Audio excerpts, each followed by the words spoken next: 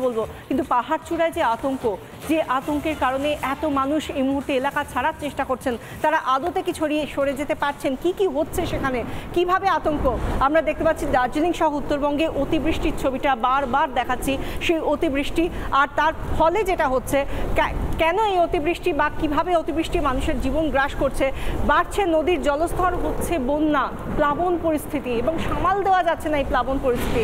যখন তখন ধস নামছে, আমরা দেখতে পাচ্ছি কখনো নদীর পাড় ভেঙে যাচ্ছে, কখনো রাস্তা ভেঙে পড়ছে, রাস্তা রীতিমতো পাহাড় ভেঙে পড়ছে।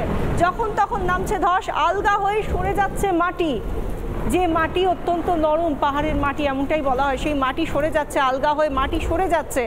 আর যার জেরে মাটি যেহেতু সরে যাচ্ছে, ভেঙে যাচ্ছে বাড়ি ঘর, রাস্তা, সব কিছু ঝরে যাচ্ছে। এই যে এতগুলো বিপর্যয়কে আমরা একসঙ্গে দেখছি এই সাম্প্রতিককালে, এই মাত্র কয়েকদিনের মধ্যে আজও সেই ছবিগুলো আমরা দেখতে পাচ্ছি। কিন্তু কেন, এর কারণটা কি কারণে এই ধরনের ঘটনা ঘটছে বা দুর্যোগ ঘটছে, সেটা আমরা জানার চেষ্টা করেছিলাম এবং বিভিন্ন চুলচেরা বিশ্লেষণের মধ্যে দিয়ে বিভিন্ন এক্সপার্টদের, বিশেষজ্ঞদের সঙ্গে কথা বলার পরে যে কারণগুলো উঠে আসছে, তাতে দেখা যাচ্ছে দার্জিলিংয়ের মাটি দুর্বল, দার্জিলিং এবং সংলগ্ন এলাকার মাটি দুর্বল, যার জেরে ভৌগোলিক কারণে মাটি নরম। ভৌগোলিক কারণেই এই দার্জিলিং এবং সংলগ্ন এলাকার মাটি নরম এবং দুর্বল। সেখানকার মাটি ভূমিকম্পে আলগা মাটির স্তর, বেশ কয়েকবার আমরা এই এলাকায়, অর্থাৎ পার্বত্য এলাকা তরাই ডুয়ার্সে, সেখানে আমরা ভূমিকম্প হতে দেখেছি, তার জেরেই আলগা হয়ে গিয়েছে এই মাটির যে বুনট। অল্প বৃষ্টিতেই ধস নামে, অল্প বৃষ্টিতেই এখানে ধস নামে। পাহাড়ে ধস নামতে প্রত্যেক বছরই দেখি, কিন্তু এবারে যেন অতিরিক্ত ধস নামছে। অপরিকল্পিত নগরায়নই এর মূল কারণ বলে অনেকেই, বিশেষজ্ঞদের একাংশের মত, যে অপরিকল্পিত নগরায়নই এর মূল কারণ। কেন ধস নামছে, কেন বিপর্যস্ত হচ্ছে জনজীবন, এই গোটা বিষয়টাই তার মধ্যে উঠে আসছে। তোলা হচ্ছে ভূগর্ভস্থ জল, মাটির তলার জল তুলে নেওয়া হচ্ছে, সেটাও একটা অন্যতম কারণ। দার্জিলিং, কালিম্পং, কার্শিয়াংয়ে জলাধার নির্মাণ, এই জলাধার যে নির্মাণ হয়েছে তার জেরে যে বিপুল ওজন, সেই ওজনটা কি নিতে পারছে? জলাধারের ভার ভূমিস্তর নিতে পারছে না। এই যে জলাধার নির্মাণ হয়েছে, তা ইতিমধ্যেই বলা হচ্ছে যে এই বিপুল জলের ভার বা জলাধারের ভার এই জমি, যে মাটি আলগা, যে জমি নরম, তা নিতে পারছে না। একথা আমরা বলছি না, একথা বলছেন বিশেষজ্ঞরা। এরকমই একজন আবহবিদ, একজন পরিবেশবিদ, সুজীব কর, তিনি কি বলছেন শুনুন। দার্জিলিং মধ্য হিমালয় এবং অবহিমালয়ের সংযোগস্থলে অবস্থান করছে, যে কারণের জন্যে এই অঞ্চলের ভূমিভাগ কিন্তু কম্পারেটিভলি অনেকটা বেশি দুর্বল। বর্ষাকালে যখন বৃষ্টিপাত ঘটতে শুরু করে, তখন সারফেসের ওয়েট কম্পারেটিভলি বেড়ে যায় এবং তখন অভিকর্ষজ ত্বরণের টানে এই সারফেস ধীরে ধীরে অবনমিত হতে শুরু করে। যে আরবান এরিয়াতে এখানে ল্যান্ড স্লাম্পিং ঘটেছে, সেটা বেসিক্যালি কিন্তু আলটিমেটলি রং আরবান প্ল্যানিংকে ইন্ডিকেট করে, অর্থাৎ ভুল শহরায়ন বা ভুল পরিকল্পনা শহরের মধ্যে গৃহীত হয়েছে। দার্জিলিংয়ে মাটির তলদেশ থেকে প্রচুর পরিমাণে জল উত্তোলন করা হচ্ছে।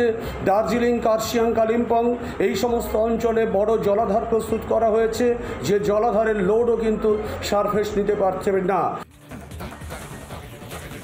কোনো পরিকল্পনা ছাড়া নগরায়ন, একের পর এক গাছ কেটে সাফ করে দেওয়া, ভূগর্ভস্তর জল, যে মাটির নিচের জল, সেই জল তুলে নেওয়া, এই কারণগুলোর জন্য মাসুল গুনতে হচ্ছে এতগুলো মানুষকে।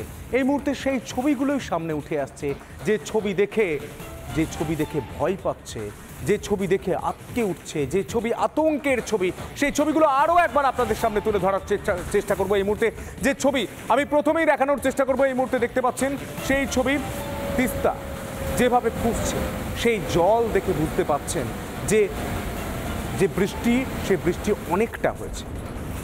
অতিবৃষ্টি যাকে বলে, সেই অতিবৃষ্টির কারণ কি, নিশ্চয়ই উত্তর খোঁজার চেষ্টা করবেন যারা আবহাওয়াবিদ। কিন্তু আবহাওয়াবিদরা তারা ঠিক কি বলছেন? এবছর এই অতিবৃষ্টি হয়েছে প্রায় 300 গুণের বেশি। দার্জিলিংয়ের ছবিটা দেখতে পাচ্ছেন, দার্জিলিংয়ে সেখানে পাহাড়ে ধস, বিভিন্ন জায়গায় ধস, পাহাড়ে যখন ধস নামে, যেখানে গাছ নেই, যেখানে মাটি আলগা হয়ে গেছে, সেখান থেকে ধসটা প্রথম শুরু হয়। বৃষ্টির কারণে সেখান থেকে ধসটা নামে এবং ধস নামতে নামতে যে প্রচুর পরিমাণ মাটি পাথর, সেই পাথরটা যখন তীব্র গতিতে পাহাড় থেকে নেমে আসে তখন প্রচুর গাছও কিন্তু নষ্ট হয়ে যায়। পাহাড়ের সেই গাছ নষ্ট হয়েছে। এর পাশাপাশি ব্রিজের ছবিগুলো দেখুন, সেই ব্রিজ কিন্তু ভেঙে যাচ্ছে, একের পর এক ব্রিজ ভেঙে যাচ্ছে। ব্রিজের উপর দিয়ে জল বইছে, সেই ছবিটা দেখতে পাচ্ছেন। ব্রিজের উপর দিয়ে জল বইছে, যোগাযোগ ব্যবস্থা নষ্ট হয়ে গিয়েছে। যোগাযোগ ব্যবস্থা নষ্ট হয়ে গেলে জনজীবন স্বাভাবিক থাকে না, জনজীবন বিপর্যস্ত হয়ে যায়। দিনের পর দিন এই ছবিটা চলছে, প্রায় 1 মাস বলতে পারি, তার থেকেও বেশি সময় ধরে এই ছবিটা উত্তরবঙ্গের স্বাভাবিক কার্যত ছবি হয়ে দাঁড়িয়েছে মানুষের কাছে। এর পাশাপাশি যে ছবিটা দেখতে পাচ্ছেন, প্রচণ্ড বৃষ্টির কারণে নদীগুলোতে যেরকম নদীগুলি ফুসছে, ব্রিজের উপর দিয়ে জল বইছে, ঠিক সেরকমই ধস নামছে। এবং কালচিনি ব্লকের যে ছবিটা দেখতে পাচ্ছেন, যে বাড়িগুলি ছিল সেই বাড়ির নিচে, অর্থাৎ বাড়ির নিচে যে মাটি থাকে সেই মাটি ক্রমশ ধসে গিয়েছে। আমরা যোশী মঠের স্মৃতি বারবার এই কালচিনির ছবি দেখে উঠে আসছে এবং সেই যোশী মঠের মতো যদি কালচিনিতে এই ছবি হয় বা এই যোশী মঠের পরিস্থিতি তৈরি হয়, তাহলে কিন্তু জনজীবন ব্যাহত, শুধু তাই নয়, মানুষের প্রাণহানিও হতে পারে। কালচিনির সেই ছবি এই মুহূর্তে দেখতে পাচ্ছেন রিপাবলিক বাংলায়।